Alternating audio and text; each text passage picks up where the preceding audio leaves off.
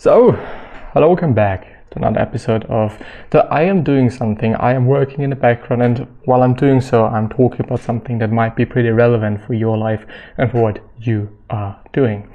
I feel like having a lot of energy. I feel like having the proper energy and a possibility to, talk now. And I might actually be way too loud. Yeah, I think this is better. That's actually, you know what? Since making it louder is not that of a problem, even though it seems to be fine now. Yeah. I've had a great idea. Might actually also be showing you afterwards, but I'm not quite sure what this is going to be like performance-wise. So I'm a bit hesitant to trying it out. But I could describe it to you, you know. I could talk about it while I'm working on it. It is basically like a design I thought about. Oh, I know the problem. There we go. So I'm having the energy right now to record another episode, to actually sit down again and record another episode. I feel pretty good. You know, most often when it when it is about to end the day, when it is evening and night and I feel like that I've done something relatively smart that day, I feel pretty good. And I do think that we all are having such how should I say? We all know about ourselves certain facts and certain baseline things that just make us happy and make us feel good about ourselves and make us feel like, okay, we did enough today and it is fine, it is fine what we did and we can now move on and do something else. And it really does make sense to incorporate this into your day and make sure that you are hitting your baseline of whatever you're willing to achieve. Obviously, this is going to be completely different for everyone. For me, it is definitely going to be different than it is for you, and vice versa. How am I gonna make this work? Can this work? Now I know. I was trying to make things way too complicated. But anyway, it makes sense to do that, even if it may sound like something just tremendously obvious, also because it is tremendously obvious. I think that sometimes it just is a good idea to just not overcomplicate things and, be fine with things just being simple, and also trying to make things simple. I wouldn't say that a simple life is bad. I would actually argue that it is quite good. And I've often also with my friends been talking about the fact that I would certainly appreciate having a simpler life and just being born in times where life was seemingly a bit, more simple, not as it is nowadays, I would argue, of it being quite complicated may actually be the wrong word, but it certainly isn't as easy as it could be, isn't as simple as it could be, so to speak. But yeah. Anyway, looks actually kind of cool. I like it. And this is also something great, when you're doing something that you are good at, sometimes at least, and you like the work that you're doing. Oops. This is pretty, at least in my point of view, important, for overall happiness and overall, feeling good and being okay with who you are and whatnot, which I think also ties into the whole concept of, trying to make sure that you are hitting your baselines so that you can feel good about yourself and also can actually be happy. Because, you know, when I'm laying around all day long, doing nothing, not being productive in any kind of way, I do not really feel good. I really don't, you know. And so for me, it makes sense to, you know, also be rather active physically. And just, you know, trying to do things, trying to work on things, trying to accomplish things, trying to be somebody, you know. I kind of have a feeling, and this is something that, I don't know, I've gained, I guess, 3 years ago or something. I do want to be somebody. You know, when I die, I would like to have a legacy. On the other hand, it is like, well, I can't alter it. You know, this is something that I cannot necessarily control directly. You know, I cannot control how other people are going to think and talk about me when I'm dead. Obviously, I want people to talk good about me when I'm dead. But, you know, I can't change it. So I might just be focusing on making sure that I am feeling good about myself, you know, rather than making sure that other people feel good about me and are happy to know me and whatnot. But I don't know, like, I indeed kind of want to be a person that is remembered good by others, you know. I like the thought. Let's put it like this. Let's actually see what the Daily Stoic is all about these days. Haven't been on a website for, you know, quite a while. It's been some time. What is Stoicism? And I've actually, you know, this is something that I've never actually liked about this website. I kind of feel like that when it comes to blog posts, latest posts. This, I think, is something new, because I always really dislike the fact that I wasn't able to find the new posts. Never ever. You know, might also have been just my fault, obviously. 5 Stoic tips for handling rude people. People can really be rude. Do not be a rude person. This is fucked up, you know. It's gonna give you really fucking shitty karma. I at least hope. Let's actually see. Let us actually see what he is talking about there. And there we see Ryan Holiday on the right side. I should actually finish my artwork. Well, just very quickly, the first. Give people the benefit of the doubt. Which indeed is actually very Stoic, you know, being... Well, let's actually read the quote. I have seen the beauty of good and the ugliness of evil, and how recognize that the wrongdoer has a nature related to my own. Marcus Aurelius. Also, I think it's actually been Marcus Aurelius saying something along the lines of being disciplined and strict with oneself, but just being the complete opposite with everyone else. Which means that when somebody else makes a mistake, fucks something up, does something, you know, I do not really care. Something just not good, not amazing, not great. Accepting it and just really not being, first of all, rude, which kind of, you know, actually is the superlative, if this is even an English word, I don't know and I don't care, of the whole thing, but not even caring about it, you know. Just, okay, this person made a mistake, it is fine, it is what it is. And I think it is also very important to communicate this to that person. I just like being that, you know, maybe this kind of... Now it gets complicated. It might just only be because I then know that other people are going to see me as a different person if I am openly doing certain things, you know, apologizing, pointing out certain things, being nice. Of course, I'm going to be viewed as a different person. But you could just also do that, you know. You could just also do things without talking about it. You know what? Like, I mean, I can say, well, I've done this because I think that you're actually pretty good and whatnot, which is kind of like self-praise, isn't it? You know, okay, I did this and that and these and those because I'm super duper amazing. Yeah, fuck off. But I don't know. Be nice. Be nice and kind to yourself.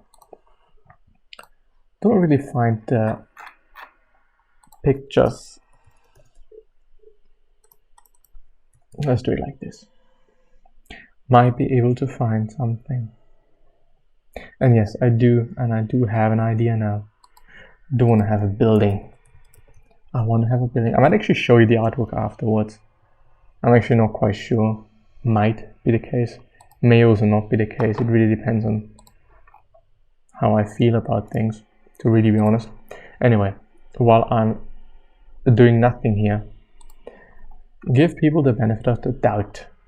This is the best revenge, just not being like this person.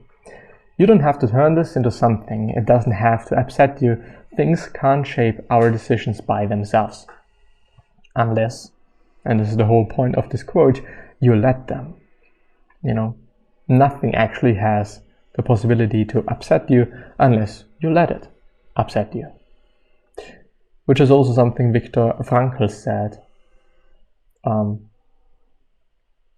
There's always like a space in between your reaction and the thing that seemingly caused this reaction, you know, the thing that happened, whatever it may be, and then your reaction. You know, there's something in between, there's space in between, and there's time in between.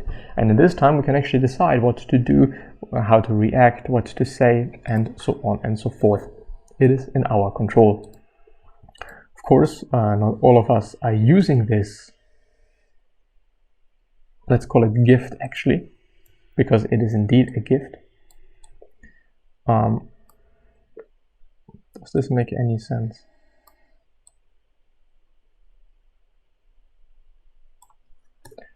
Well, it kind of does not. But it's also not super duper bad. Maybe just...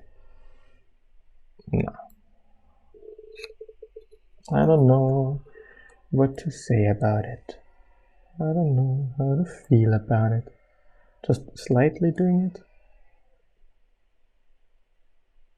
I don't know.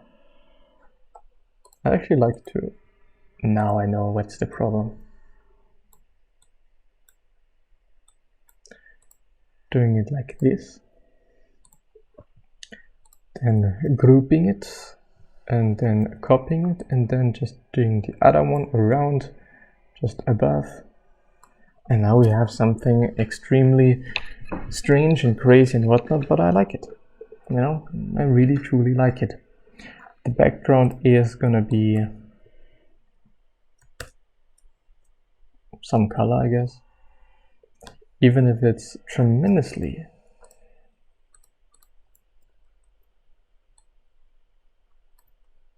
well, this actually can.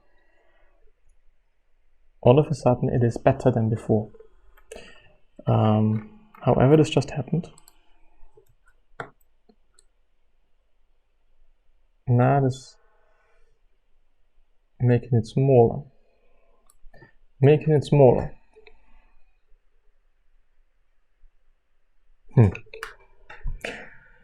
Well, step outside of yourself. Think of substance in its eternity, of which you have the smallest of shares, and of time in its eternity, of which a brief and momentary span has been assigned to you, and of the works of destiny, and how very small is your part in them.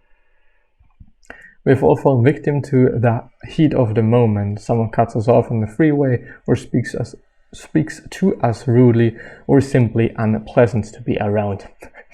In these moments we become so irritated and so emotional that it is hard to recognize ourselves in the mirror. We become someone else entirely, consumed with the belief that we've been wronged in some way. In these situations it is helpful to zoom out, to take the view from above, as Marcus Aurelius wrote. The Stoic principle of sympatheia is our best friend in dealing with unpleasant people. It is the idea of seeing the bigger picture in the heart of the moment when faced with a rude person. There is this compulsion to get even or to put someone in their place. But this isn't us talking, it is our inflated sense of self-importance, and it is not worth damaging our character. You know, I'm not actually quite sure about the whole thing that is being said, but the very last two words, or actually three words, damaging our character, which is kind of the pinnacle, you know, of Stoicism. Like trying to make sure that you are a certain person, which, you know, I could actually try this. But then, no.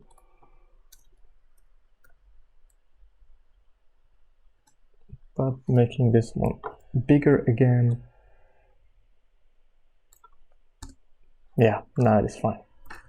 Now I like it. No.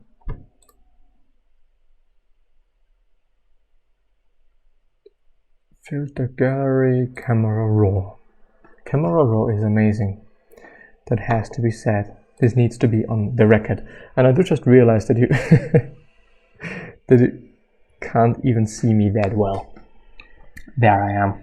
By the way, I'm still here. You know, it's not gone away.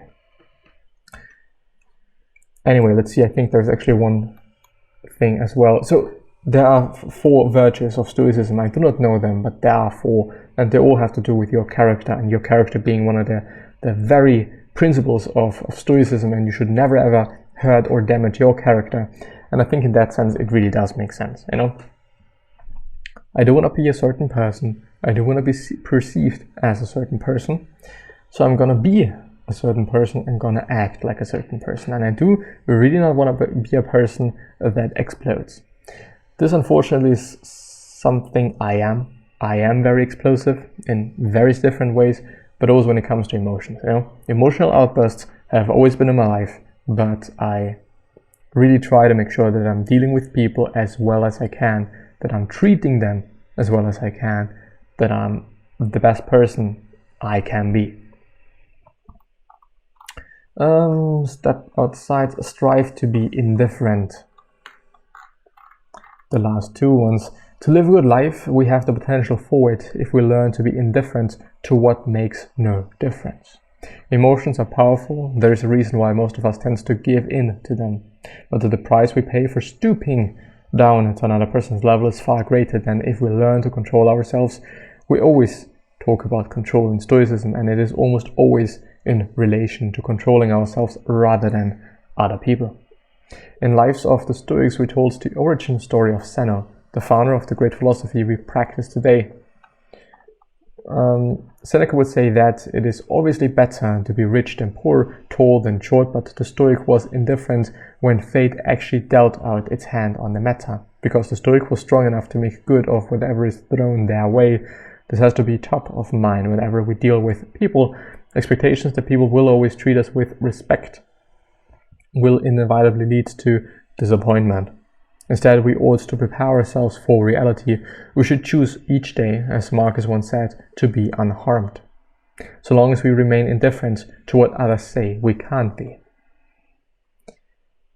What does indifferent even mean? Can't I copy link to highlight, search the web for indifference, search in sidebar? This sounds great. Yes, it is great. Thanks. But it is in German. I do really not like that. Übersetzen in, which means translates to English. I do want to have English. Yeah. Don't care about German. English. Indifferent. Thanks a lot, you piece of shit. So dass jemand nicht bereit ist, sich zwischen 2 Positionen zu entscheiden. Er hat in dieser Frage eine indifferente Haltung eingenommen. In this sense, it means that you're not quite sure what you want to have in life. You know, you're in between 2 options, quite, which is actually never a good place to be in. Sodass jemand sich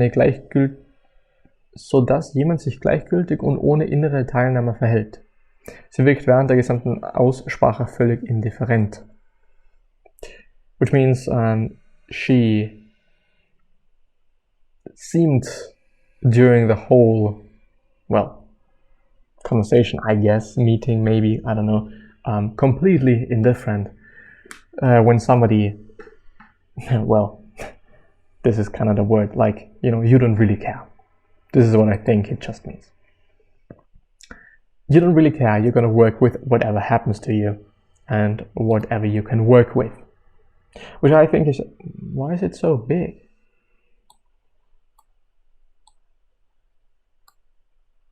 I do not really understand, but well, I'm gonna work with it anyway. Contrast way up, highlights way down, shadows way up, whites way down, blacks a bit up, texture yes, clarity yes, vibrance of course, I'm willing to have that. Then grain, a lot of grain, give me the grain. Maybe even size, roughness, bit of roughness, and also sharpening. Sharpening is great. Do I like the look? Well, I'm not quite sure, but we're gonna have this for now. Fall colors. Well, it changes things a little tiny bit, but not really. This is strange. This as well.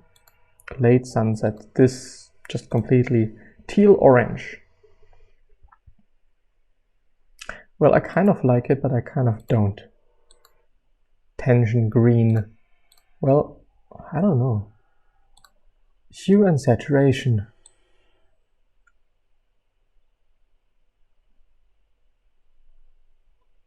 Do I want to have it like this? I don't know.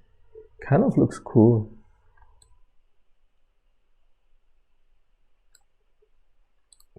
Having it like this. Well, no. Don't want to have it like this. Bleach, crisp, warm, drop blues. No, no, no. Oh, now things make sense. Yeah, let's do this. Why does it change it so much? Like, it doesn't.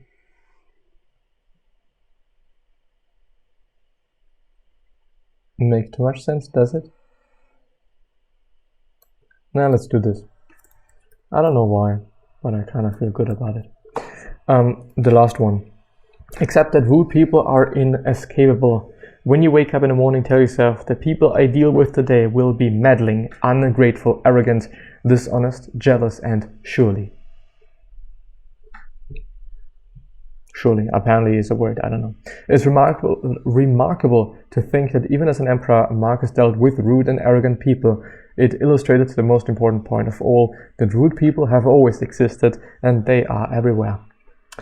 But I mean, being rude to the emperor himself, not a good idea, to be honest, for several reasons. Number one being, he's gonna kill you. Number two being, he's gonna fucking kill you. At least he can, you know, if he chooses to do so, he just can.